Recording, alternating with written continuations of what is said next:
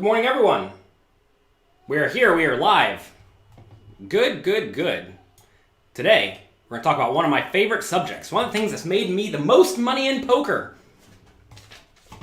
And that is how to play against maniacs.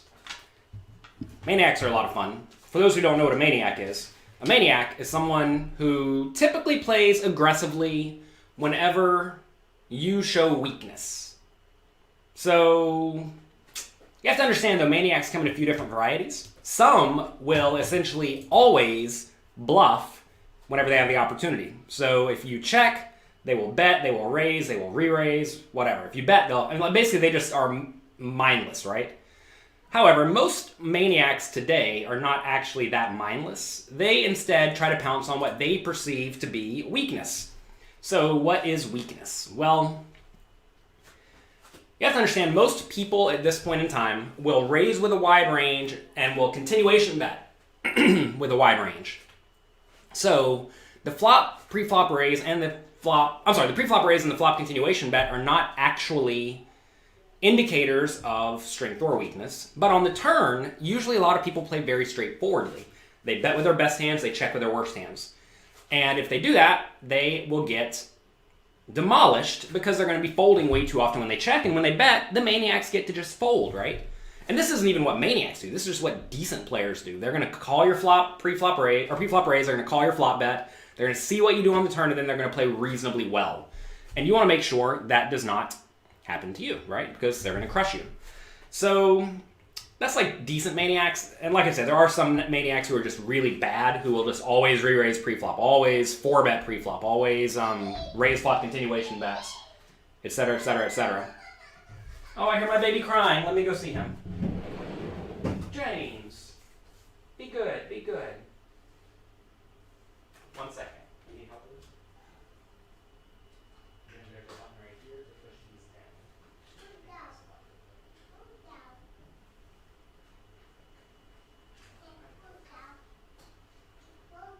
You got it. All right.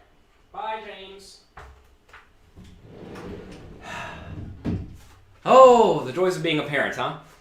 The stroller is not functioning properly. Okay. Anyway, back to maniacs. So they're digging my poker coaching polo. It's a little bit wrinkly. That's okay.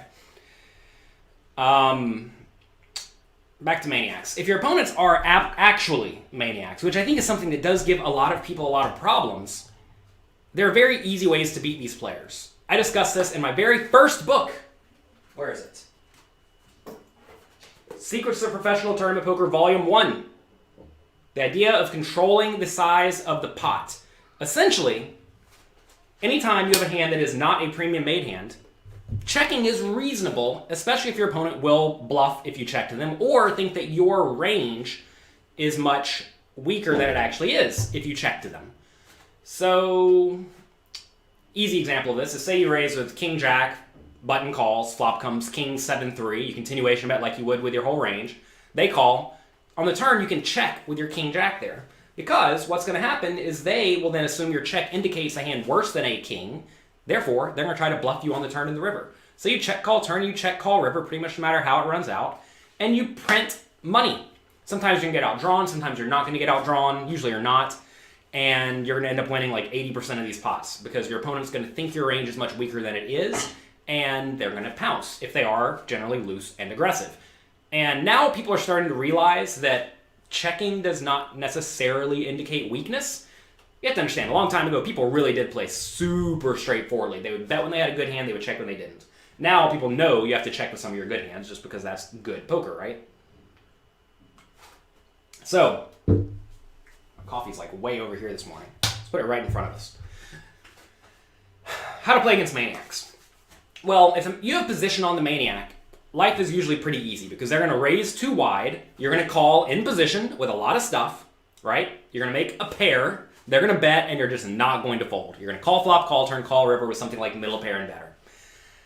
Again, this goes back to, you have to figure out how maniacal your opponent is. Some people will be crazy on the flop and the turn, but be relatively straightforward on the river, right? Against those players, calling river bets is not such a good idea because they're going to have a relatively strong river range when they do bet, right?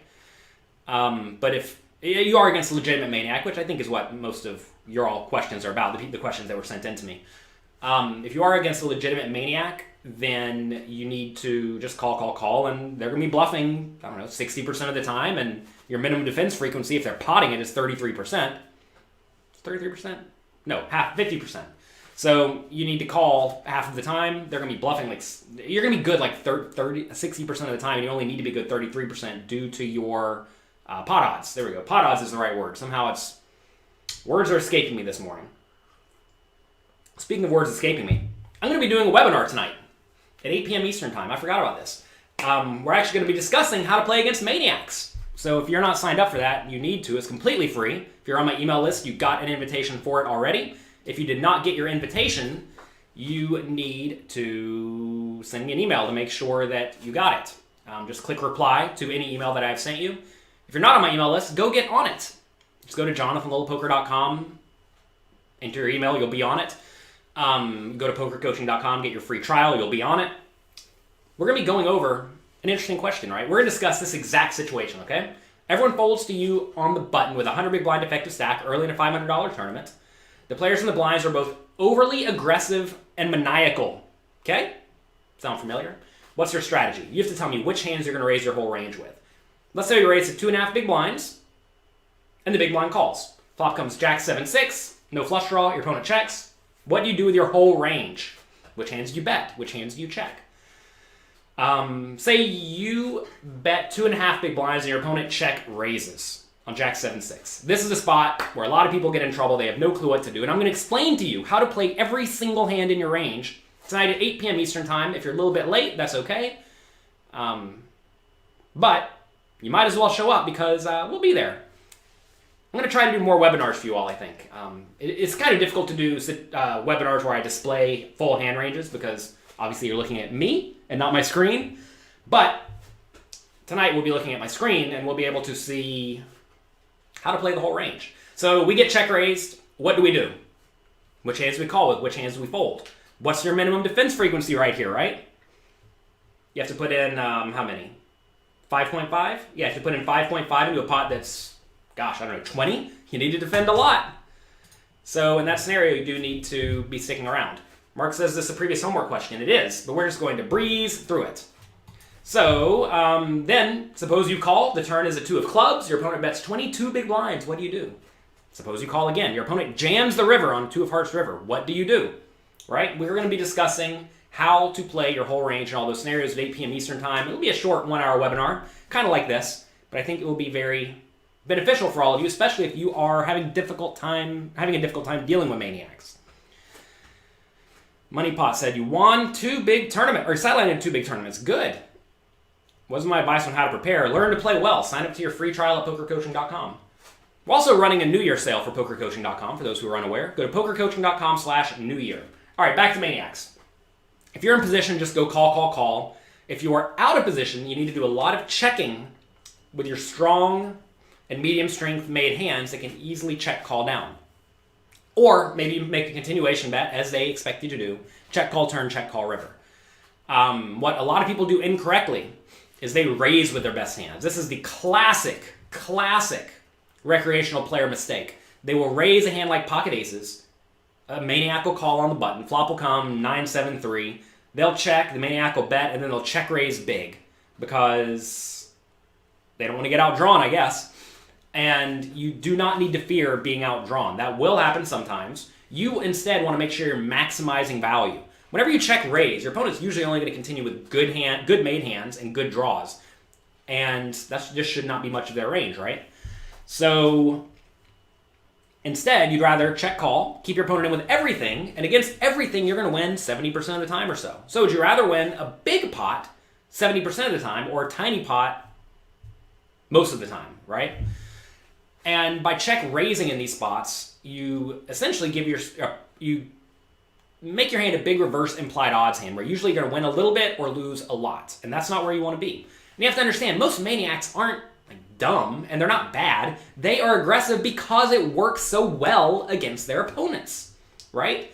If their opponents fold too often, as many small and medium stakes players do, you should be a maniac because they're going to fold too often. They let you know with their bets whether or not they have a good hand, right? So if you check, they think you don't have a good hand, they're going to be blasting you because the vast majority of the player pool folds by the river. Jay says, when you check raise them with pocket aces, you tell them what you have. You do. So, interestingly enough, another strategy against Maniacs is to bluff them a lot. A lot of people are deathly afraid to bluff the Maniacs, but if you pay attention, you'll see that they fold a lot when they get raised. So you can get really out of line and use a really strong exploitative strategy of check calling with all of your good made hands and check raising with all of your draws, especially the bad draws and even just junk. So that's a quite powerful strategy. Really though, there are two main easy ways to take advantage of Maniacs. The first one is just play a stronger range, right? It's not fun to sit there and play a little bit tighter, a little bit more cautious, a little bit more passive. But if you just start with way better hands than the Maniac, you're going to crush them. Now, it is worth mentioning, you can be a Maniac post-flop, but not a Maniac pre-flop, right? Say, whenever someone raises and you decide to call, you just decide you're winning almost every pot. Well, you're going to be bluffing way too much, right? Some people are Maniacs pre-flop. They'll raise 3-bet, 4-bet pre-flop, but then just play straightforwardly after the flop. So understand that the term Maniac is not a blanket statement you can just apply to one specific type of player. And there really are, you need to figure out exactly which tendencies your opponents exhibit. But across the board, the way you beat people who play way too aggressively with too much of their range, which is essentially what a Maniac is you play a stronger range than them pre-flop, or you do a lot more bluffing because their range should be very weak. Now, if your opponent's just a lunatic and they're going to raise, re-raise, go all in with like 4 high, they don't care. Well, now you just need to play decent hands and play them aggressively, right? Like say you have king, queen, and flop comes king, 7, 3. Say you have ace, 7, flop comes ace, 7, 3. You bet, they raise you. You can re-raise. If they're going to jam with literally every gut shot, queen, jack, stuff like that, you're thrilled to get it in with the ace, 7. So in those scenarios against absolute lunatics, you can just get your money in happily. But that's usually not going to be the case. Let's see. Yasa says he's played the big stack tournaments at parks before. They're usually very rebuy heavy with a good amount of Maniacs firing bullets early. Yeah, that's definitely something that will occur in re-entry tournaments or rebuy tournaments. A lot of people are not afraid of blasting their money in. So keep that in mind. And some people think that if people are rebuying a lot, that hurts your chances to win or something like that. But that's absolutely not true. Everyone has roughly the same amount to win on each bullet. If you sit there and just play good cards, you're going to crush them. I remember on PokerStars a long time ago, they would have a $10 and also a $100 re-entry tournament, or rebuy tournament. And the way it works is if you busted, you could rebuy and stay at the same table. So the good players thought it would be a good idea. This is the good players. Some of the good players thought it would be a good idea to just go all in blind every single hand until you get to like 15 buy-ins or flood your table with chips. And that's a decent idea if you know you're going to be at your table for a long time, as you may in live poker. Like I know Daniel Negreanu's mentioned he's done this a few times. I know Lane Flack did this a few times, where they'll be in for like 50 buy-ins, but their table has now 70 or 80 buy-ins. They know they're going to be there all day because they know the breaking order, and now they're going to be a good player playing 300 big blinds deep for a long time against very bad players, presumably very bad players, and they're going to get all the chips a lot of the time. It's a little bit risky to be playing tournament for 50 buy-ins though, because you have to take like 3rd place, and there's no guarantee you're going to take 3rd place or better. But anyway, back then, I was not one of the lunatics blasting it in. I would just sit there and play really tightly. I knew my opponents were jamming any 2 cards, so I would just make a standard raise with like the top 10% of hands, and then call it off. And you're going to get all your money in every single time, and you're going to be 60-ish or 65% to win. And you're going to crush them. Kevin says, you played the bubble horribly the other day, but you couldn't have gotten to there without my help. Well, I'm sorry I didn't help you with the bubble more. All right. Zach says, the other day in 1-2, you had about 300 in front of you. Villain has 600, which does not matter. All that matters is the effective stack. You're in the big blind. Everyone limps. You check 8-6 suited. It comes 9-9-7. You bet 15. Everyone folds to the villain, who makes it 60. I would definitely not lead this board. This is the board where you want to check raise. When you lead, that lets people call with all sorts of gut shots, overcards, 7s. When you check raise, it's going to put them in a way worse spot. And this is a board where your opponent should be betting with some draws if you check. So I would definitely check raise flop. Anyway, you decided to lead. You get raised.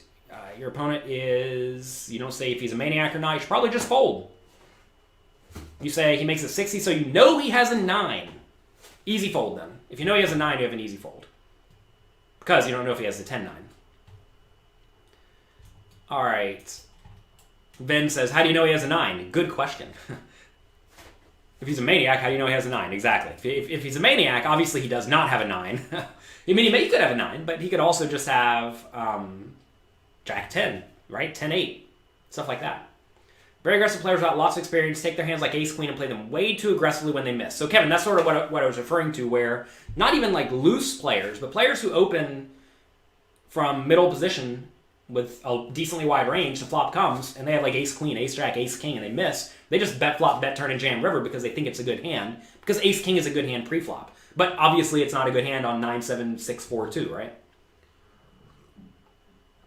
You saw the mother of all maniacs the other day. Good. Got lucky every time and got called. Good.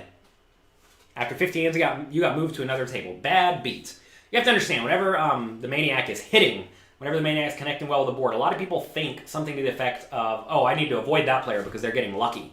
But that is ridiculous. That is asinine. You are thrilled when that's the case. What's a good bankroll for a small stakes player? Go to jonathanlittlepoker.com/bankroll.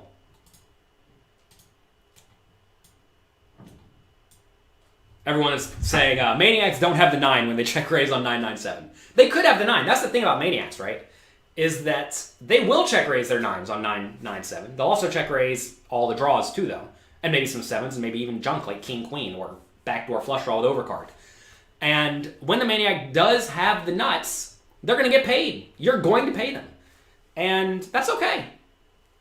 It's okay. If your opponents will make egregious mistakes with all of their garbage, but they will get paid off with their good hands, that's okay, because they're only going to have a good hand like 15 or 20% of the time. So 80% of the time you win, 20% of the time you lose. That's a good deal. And sometimes you're going to play against these players and they're going to have the nuts 5 or 10 times in a row. They're just going to get paid and paid and paid and paid, and that's okay. Should you open up your range a little bit against a maniac? Typically, no.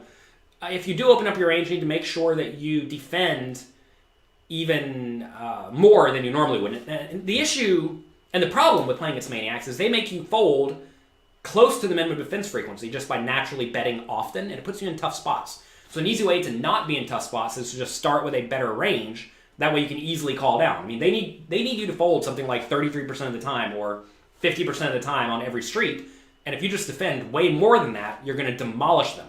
All you have to do is structure your range to where you don't fold as often as they will. They make money because you fold too much. So don't fold as often, right? And you do that by having your range be way stronger and knowing not to fold it, right? I mean, one of the worst things you can do is, like, say maniac raises, you defend ace-7 in the big blind, flop comes king 7-3, you check, they bet, you call, turns a queen, you check, they bet, you call, river's a 4 or whatever, you check, they bet. It's a pretty easy call, but a lot of players will fold there, and that's a good example of where you just make a gigantic error by folding. And we're going to be discussing this tonight, by the way, in this webinar. Webinar is going to be at 8 p.m. You need to be on my email list to get it.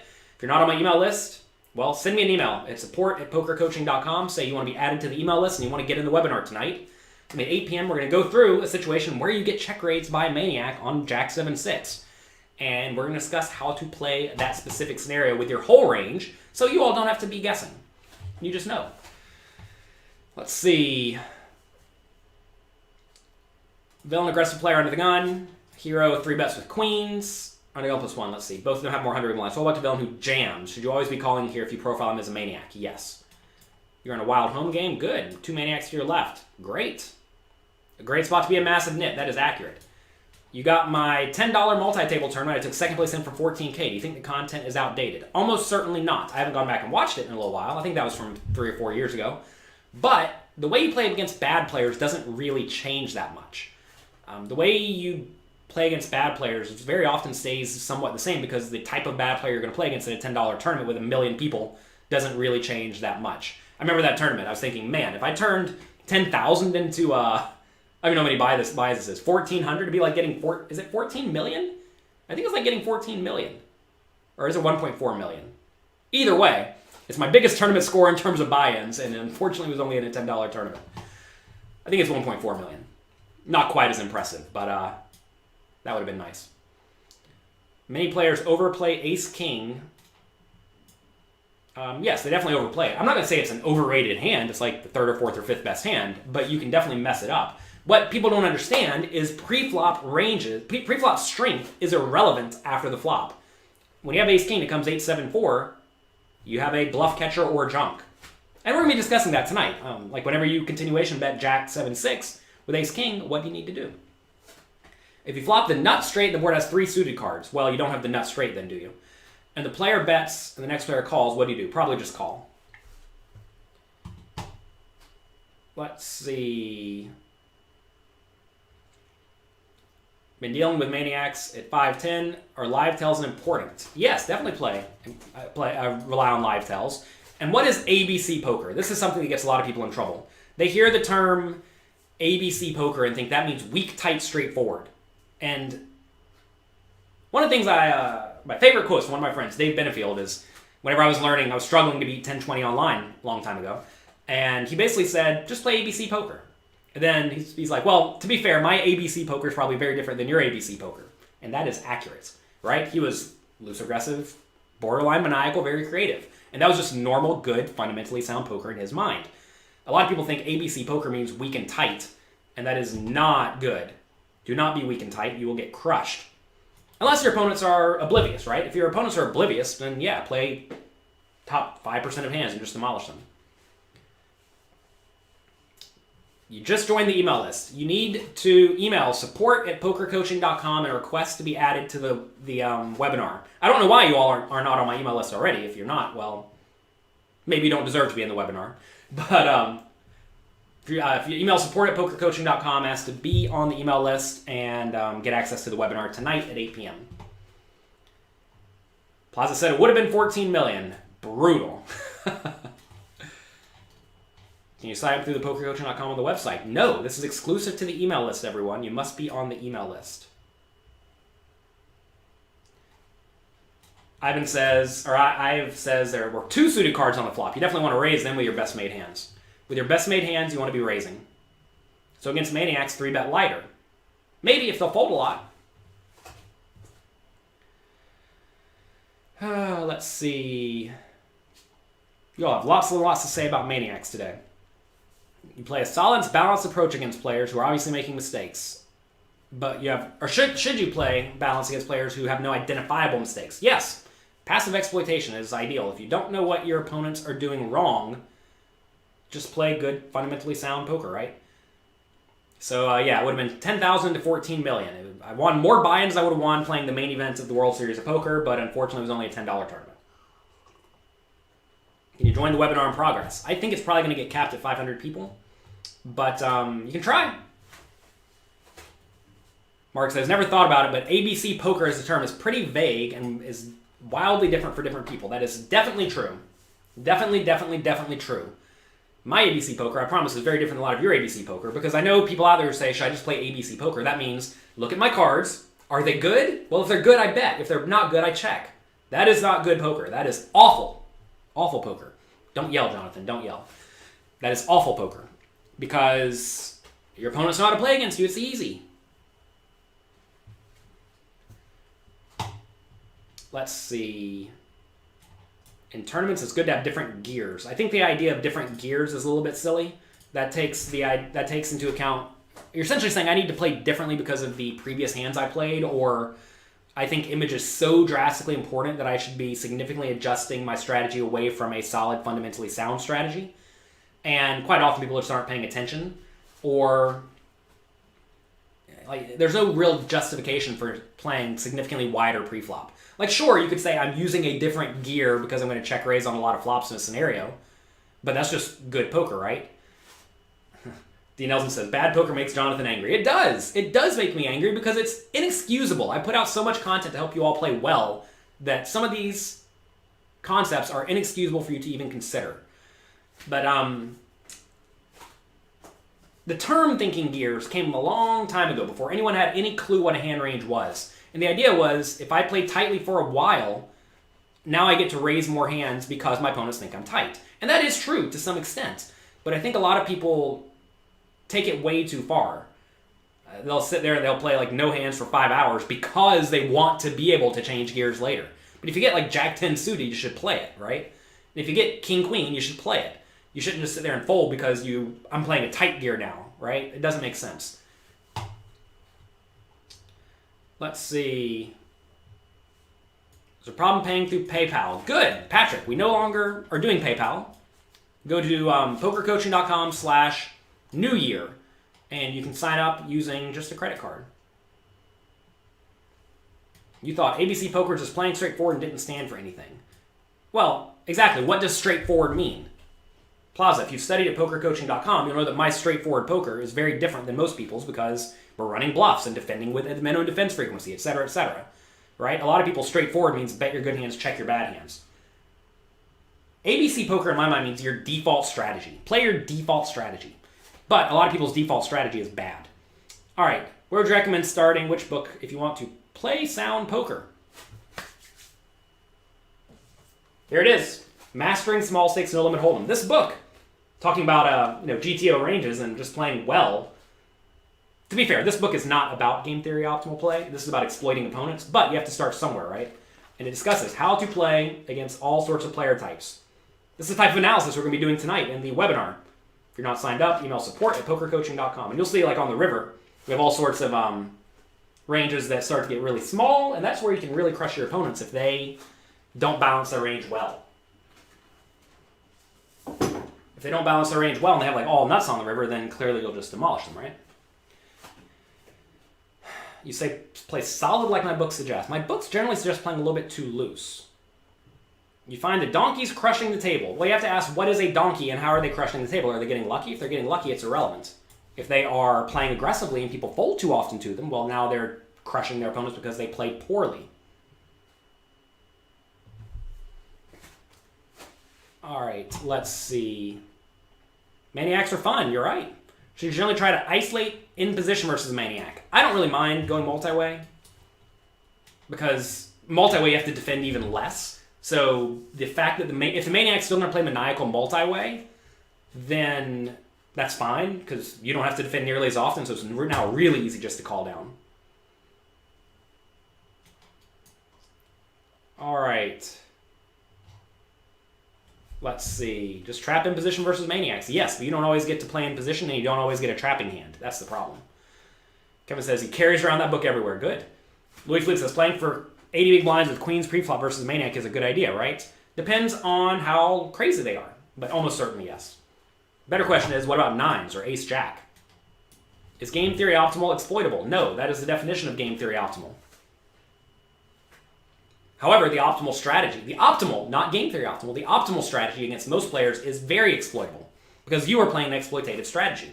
Like I'm just telling you to play against Maniacs, right? Don't raise them with the nuts on the flop and the turn because they're going to fold. If they know your calling range is really, really strong, what should they do? It's easy. They should stop bluffing. The problem is they're Maniacs and they don't know how to stop bluffing. So if they just stop bluffing, they will demolish you.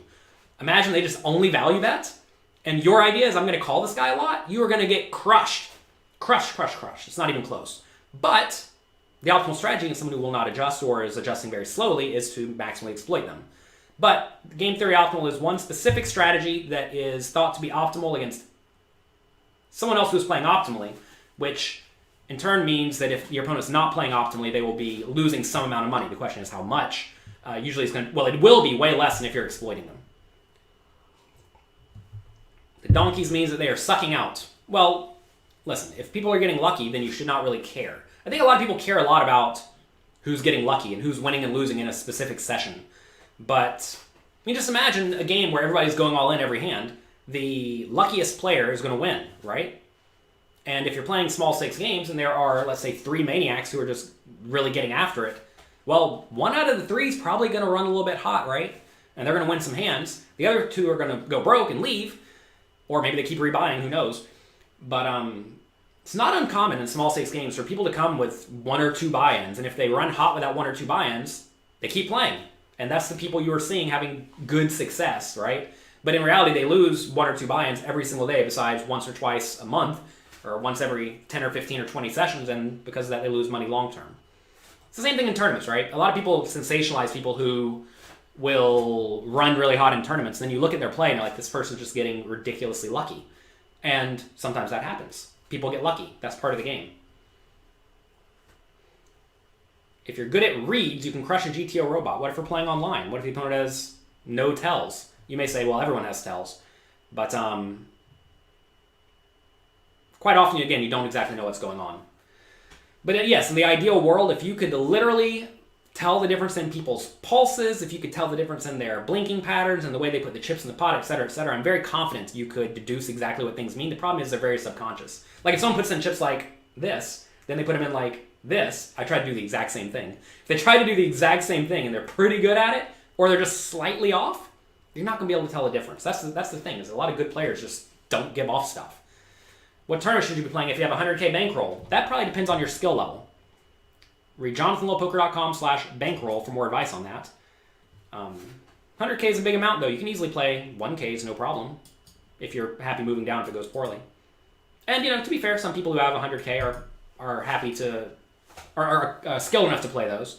I would also tell you to ask how you got the money, right? If you just got it from working a job, then that doesn't say anything about your skill level. If you got it from grinding all the way up slowly, then you're probably pretty good, right? If you got 100K by playing a $10 tournament online and you want it for 100K, well, that doesn't mean you should be playing 1Ks, right? Because you're not skilled enough. It's very important to realize that.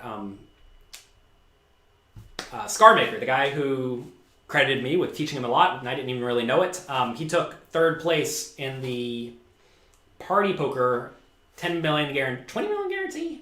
10 million guarantee, 20 million? I don't remember which one it was. They had a big guarantee, and he took third for like how much million was it?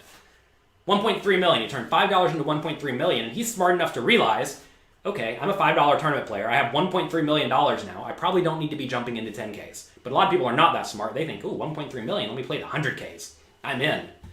And obviously that's ridiculous. When you have a table captain maniac, just wait for them to make a mistake. Well, they're making mistakes left and right, so just play good cards. Should you balance your range in small and medium stakes tournaments? Depends on who you're against, right? The buy-in level is irrelevant. What matters is who you're against. In general, there's still decent players in small and middle stakes tournaments, just not as many. Do tournament strategies work good in cash games? If you play fundamentally sound, deep stacked in a tournament, you're going to be perfectly fine in cash games. When's the GTO book coming out? June or July. What if you don't get good cards against the Maniac? You sit there and you fold because it doesn't cost you anything. If you're playing a cash game and you get no cards, it costs you a big blind and a half per orbit, like nothing. You sit there, you be patient. You're only supposed to be playing 10 or 15% of hands against them anyway, so you could easily go 4 or 5 orbits without getting cards. That's just part of the game. Don't be impatient. You have to have discipline. Let's see. What site can you play on outside of New Jersey and Nevada? Unregulated ones. If you want to put money on a site and understand you're probably not going to get it back some portion of the time, there are definitely sites out there. But I don't play on them because I like getting my money back. How do you prevent the Maniacs from scooping all the pots when nobody has anything? You don't. That's the thing, Sam. You don't have to prevent that. You have to, instead, lower your requirements for playable hands, right? Like I just said a minute ago, like middle pair's good. Check call middle pair. And also, it's fine if the Maniac beats the other people. You don't really care about that, right? That's irrelevant. What matters is the Maniac beating you? And also, if everyone's playing well against the Maniac will scoop all the pots where everyone has nothing, but they're going to lose so much on the hands that they lose that makes up for more than the amounts they win whenever everybody folds.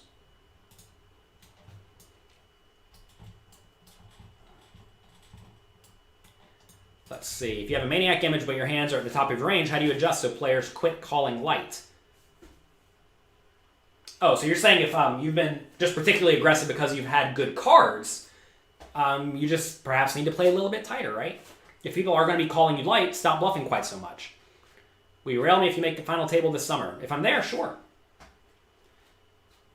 What about in a tournament against the Maniac if you don't get good cards? You sit there and you fold and you be patient. And also realize you don't have to play against specifically the Maniac. And in tournaments, it's actually pretty nice because if you have 20 big blinds, let's say, and the Maniac raises cutoff and you're on the button or small blind or big blind, just jam all in really wide with a blocker, like a King 4 offsuit blocker.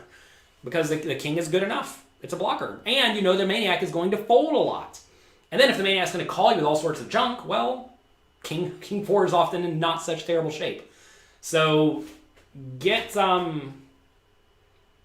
of your mind that bad cards are a justification for just blinding out. They're not. Yes, you're probably going to lose when you get bad cards. You're supposed to lose when you get bad cards. And that's okay, because you're not going to get bad cards all the time, right?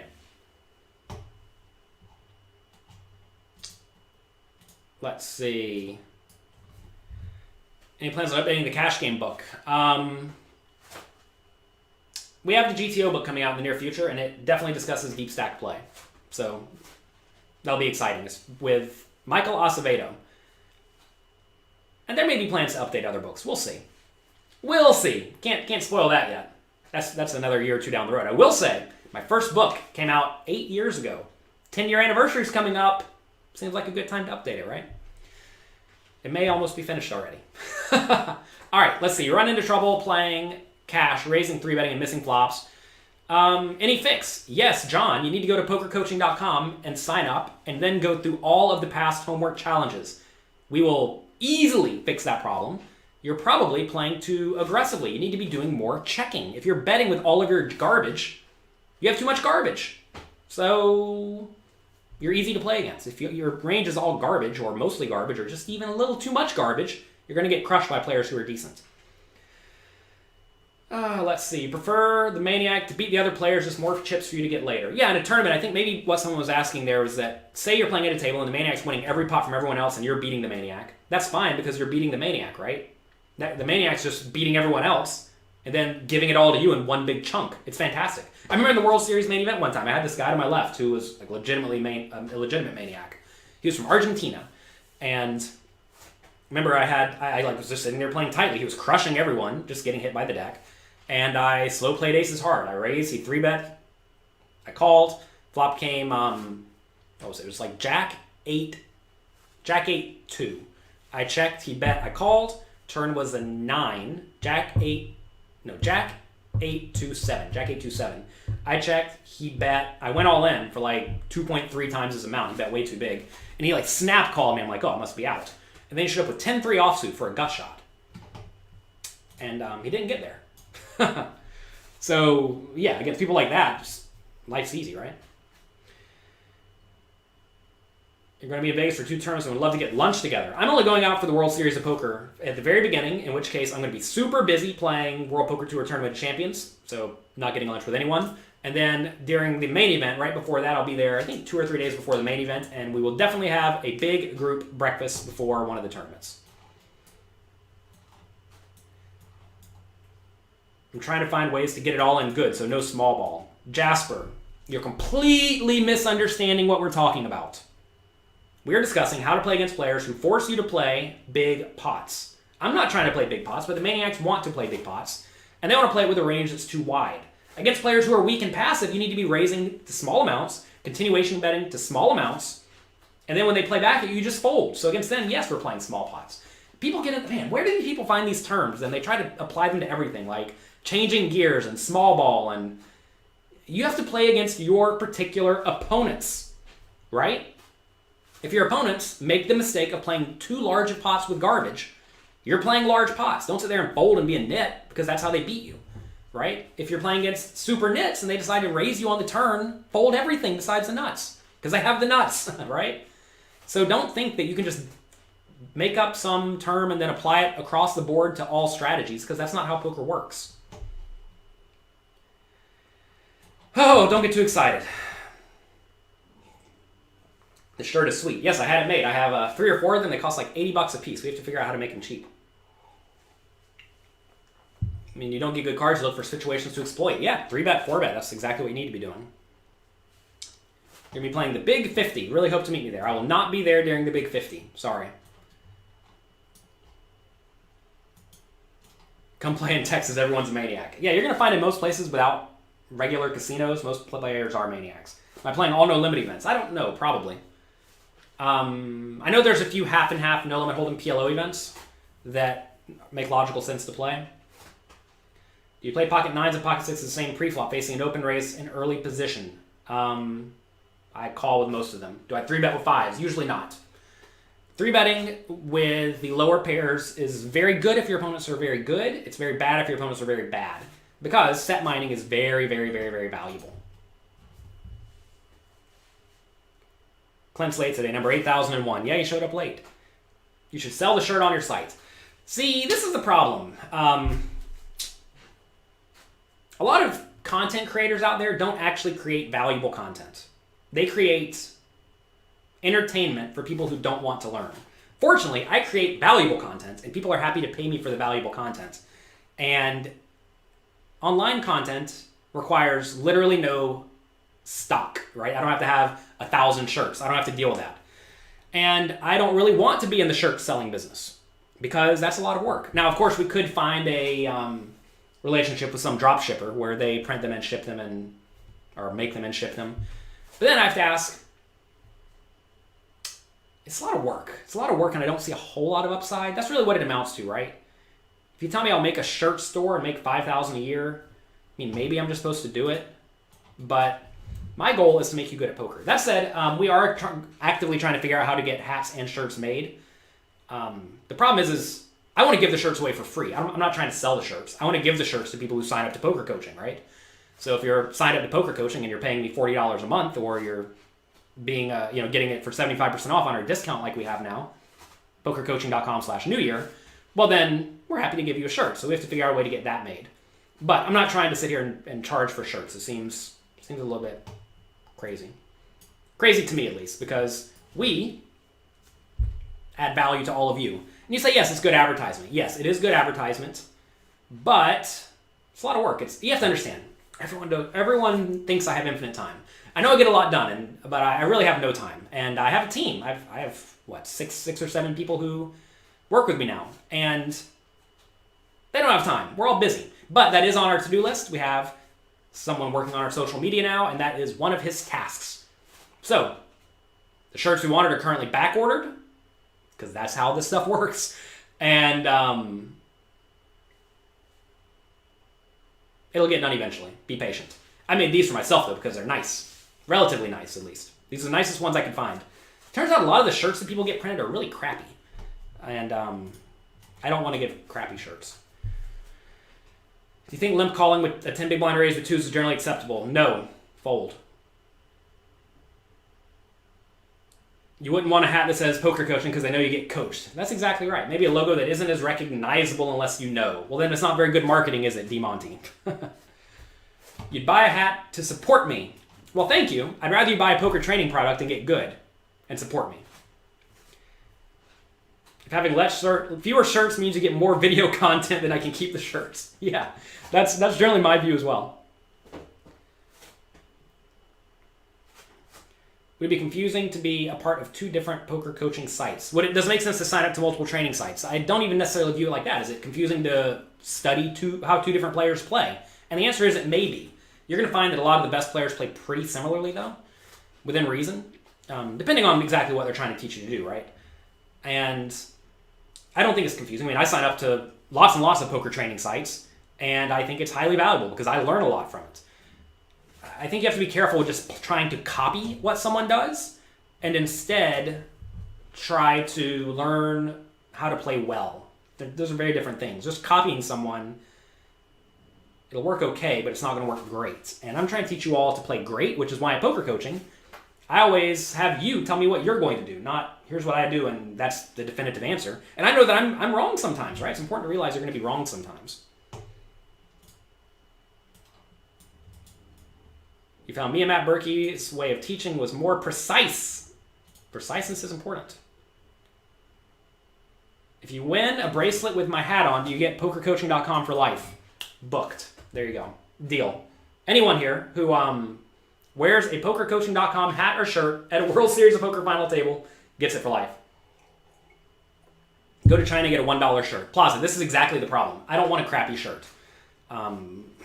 So many sites out there and so many people make shirts that are just not good quality. And I'm trying to do good quality things. I think that's something that differentiates me from a lot of content creators out there, is they are just trying to goof off and have fun. I'm trying to actually provide significant value. And I don't want to give you a shirt for free that's crappy. And I definitely don't want you to buy a shirt that's crappy. And that's the problem, is that whenever you put out a product that is yours, if it's crappy, it looks bad on you. And I'm not trying to put out a crappy product. Can you do a 10K challenge? I did that a long time ago. We've discussed it many times here. Let's see.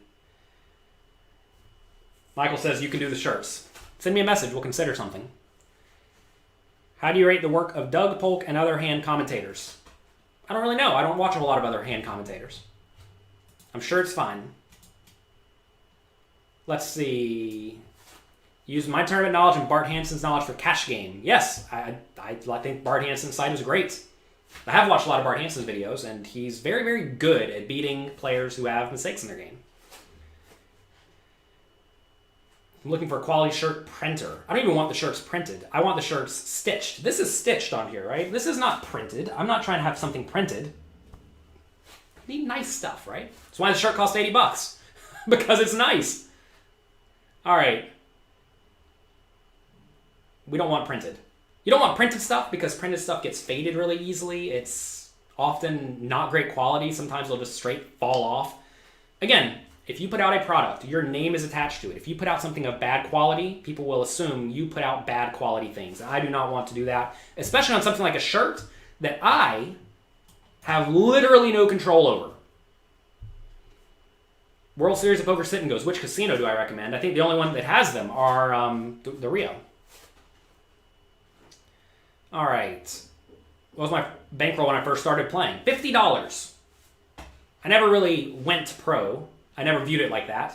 I had a job. I actually had two jobs when I first started playing poker. One at a comic book store, one at an airport fueling airplanes. And I was also going to college. And I was playing poker. And inevitably, I turned the $50, or eventually, not inevitably, eventually, I turned the $50 into, I don't know, about $150,000 before I quit my two $10 an hour jobs. Then a little while later, I quit college, and then just kept playing a lot of poker. So I never really thought, okay, I'm doing it today, I'm going pro. I think a lot of people, quote unquote, go pro without a real plan in place and without any sort of actual stability, and it's a gigantic mistake. I have an article out there. Should you go pro? I think it's on my blog, jonathanlittlepoker.com. And I got a lot of flack for it because I think a lot of people said I was trying to dampen people's dreams or something like that. And I'm not. I'm just trying to give you all a realistic expectation of what's going to happen. Quite often people really overestimate their win rates. Fortunately, I didn't do that because I was playing online and I had tons and tons of data. I was playing 3,000 sit and goes a month back then. And I did that for about a year, so I played 36,000 sit and goes before I even considered quitting my $10 an hour job. And I had $150K in the bank, or whatever it was, and that's plenty of money for a 19-year-old kid. And I didn't spend any money, right? That's how you go pro and like never ever ever fail. And that's what all my friends did, and none of them have ever failed. Who'd have thought? What casino did I play at? I was 18 or 19 years old when I was playing. The only time I ever played at a casino consistently was at Bellagio when I was 22, 23. I played there 12 hours a day, every day. You love what I do. My heart, his heart is in it and it is clear. I do my best. I try to put out good quality. I do. What was my $10 an hour job? Working at the airport and working at a comic book store. If you're playing a 1-2 cash game on Poker Go, what's a good amount to sit down with? It doesn't really matter. So you never went broke with the 50. No. I played a 25 cent, 50 cent limit when I first started. No limit was not really a thing back then. Am I going back to college? Absolutely not. But no, I never busted the $50. A lot of my friends did the same thing. They started with a relatively small amount. They kept good bankroll management because they had studied way before they ever played. I want to make this clear. I'd already read like 15 poker books. There were no training sites back then. I read every poker book on the market I could about limit hold'em because that was the main game. I knew I needed to keep at least a decent bankroll. I was willing to deposit more if I lost, but I didn't. I kept 100 bets for the first few limits. Then I started keeping 300 bets and got up to 30-60. Then moved to sit and goes because I thought those would be better. Did you know that a full-time pro even existed? Yes, I did. I read plenty of books. I used to collect all #1 comics. Seems like an expensive habit. The vast majority of people should not go pro. Yes. Even if they could make it, you would not want to do it. It seems stressful. It's not really stressful if you keep a big bankroll and you know your win rates. The thing is, a lot of people do the exact opposite. They don't know their win rates, and they don't keep a big bankroll, and also they don't put in enough volume. Or if they do, they're not really doing it with the right mindset. A lot of pros make 50 to 75K. Again, what is a pro, right? 50 to 75K is actually pretty good. I would say a lot of pros out there make like 10K or 20K. How do you handle a massive downswing? You don't worry about it because it's irrelevant. If you know your win rates, you have the proper bankroll, you go, and every time you play, you know you make X amount of equity. If you care about downswings, play cash games. There's way fewer downswings in cash games. And you can find games that are very soft to where you know the math behind it, right? Do the math. Know what a bad downswing looks like. If it's somehow worse than this, that means you're probably not as good as you think you are.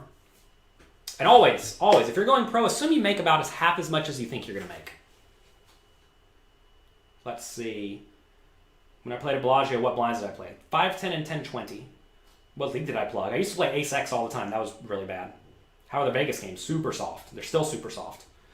There's zero stress if you get a good job and have poker making money as a hobby. Yeah. How many hobbies make money? I play Magic the Gathering. I think I'm making money on this. It's more of an investment thing, but we're locking it up for the long term. Are there more opportunities to make dollars in PLO? We discussed PLO in the past. I think it's quite a bad thing to do professionally because variance is through the roof. While some pros make little money. Again, Johnny, what is a pro? I mean, in theory, I've had years where I've lost money. Does that mean I was I not a pro those years? That happens. You have tournament hand charts. They're coming soon. But we discussed this yesterday. Or no, on Monday. So, Ryan, go back, or Michael, go back and watch that.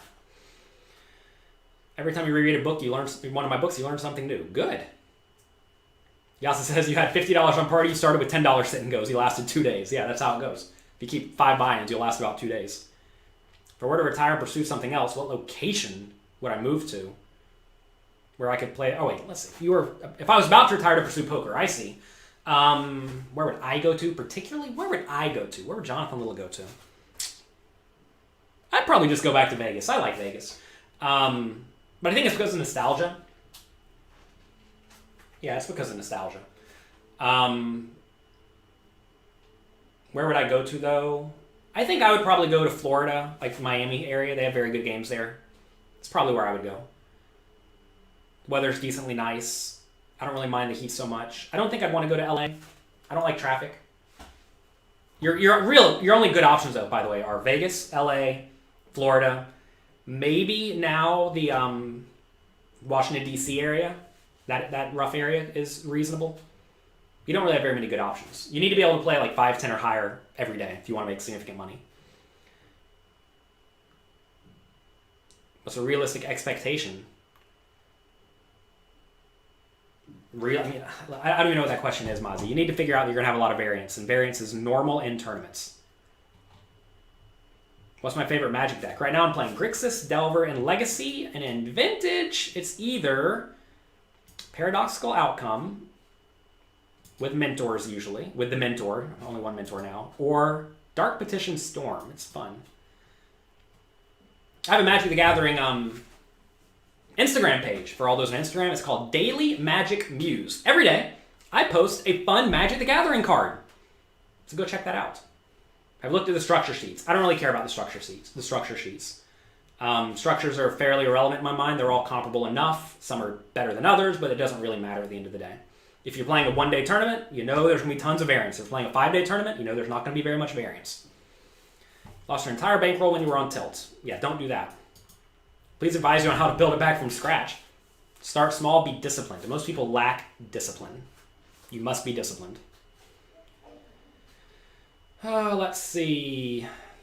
Thanks for sharing all the mindset ideas. You're very welcome, Louis Philippe. If you treat poker as a hobby, there's less pressure on you to make it. Yeah, I always treated poker very professionally in my mind. And that's because I treat everything I do professionally. I'm not trying to be bad at stuff. If I'm going to devote a significant amount of time to anything, I'm going to try to be good at it. I don't see a lot of value in wasting time. Favorite deck, I just told you. Grixis Delver in Legacy. Paradoxical Outcome. That's to be Paradoxical Outcome in Vintage. You don't like it, but you live in New York City. LOL. I don't have a problem with New York City. I don't really care where I live. Also, my wife lives here, and my wife has a job. I like my wife better than I like any city. But yes, follow my Instagram account, Daily Magic Muse, M-U-S-E. When's my next tournament? I don't know. I just had a baby. I have a, how old is he? 7 weeks old now. And my next tournament I know I'm going to go to for sure is the Aria WPT in May and the World Poker Tour Tournament of Champions in May. And I think there's a 5K right at the beginning of the World Series and a 10K Bounty Turbo All-In Fest. So those will be my next tournaments for sure. There's a chance we may go somewhere in March, probably not. But that's it. When did I begin coaching? Why/how did I get into it? I hired a coach right off the bat when I first started playing poker. Once I got a hold of any amount of money, I hired a guy named Bill Seymour, who owned a site called pokercoaching.com. Sound familiar? He helped me a lot. I learned a ton from him. And he was a great poker coach. He's had his hands in all sorts of people you know, like Phil Ivey, Daniel Negreanu, people like this. He's helped all these players whenever they were young, and he helped me a lot. So I always knew the value of coaching, and once I realized I was actually good and had skills to use to help people, I started helping them because you pay it forward, you know?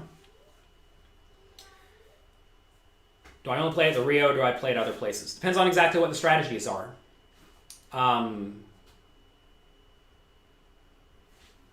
This summer, I'm probably going to play mostly at the Rio or Aria. How's the wife doing? Wife's doing great. You're new to tournaments. You feel like an amateur sometimes in your mindset to make the money. What percentage of tournaments should you be cashing in? Roughly the percentage that you should be cashing in. If you're one in, like say they pay 15%, you should cash about 15%. Maybe a little bit more. Cashing is pretty irrelevant. What's relevant is winning. Go read jonathanlowpoker.com/bankroll. You play the World Series all summer. Not since I've had kids. Doesn't seem responsible to me.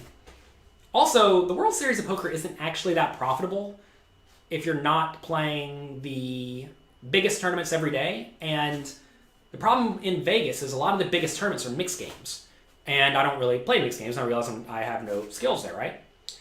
And therefore, you play what? $1,500 tournaments where you're going to make $600 a day, which is fine. You know, $600 a day is fine, but there's infinite variance, which is, again, not great for a pro.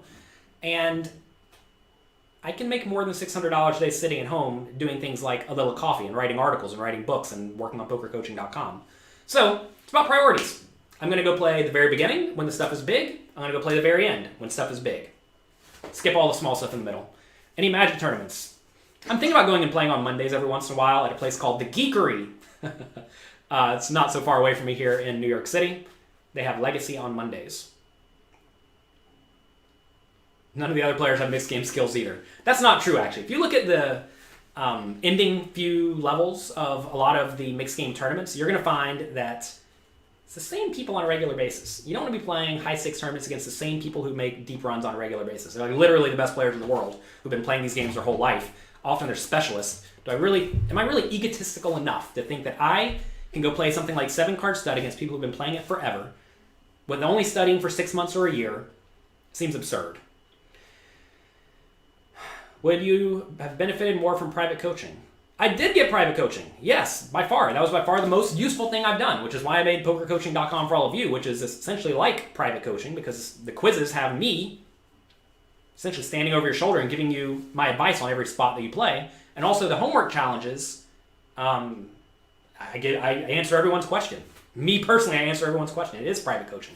Speaking of that, we're having a webinar tonight at 8 p.m. If you're not on my email list, email support@pokercoaching.com. Say you want to be in the webinar tonight where we are going to dissect how to play your whole range against the Maniac when they check raise you on the flop. So, check it out. It's going to be a lot of fun. We will be back on Friday, 9 a.m. Eastern Time. Are you able to watch the replays of A Little Coffee? Yes, they are available on YouTube, youtube.com/floattheturn. They're also on Twitch and my videos. So that's going to be it for today. I hope everyone had a great day discussing Maniacs and t-shirts and all this other stuff. Good luck, enjoy yourselves, have fun, and I'll see you all on the webinar tonight at 8 p.m.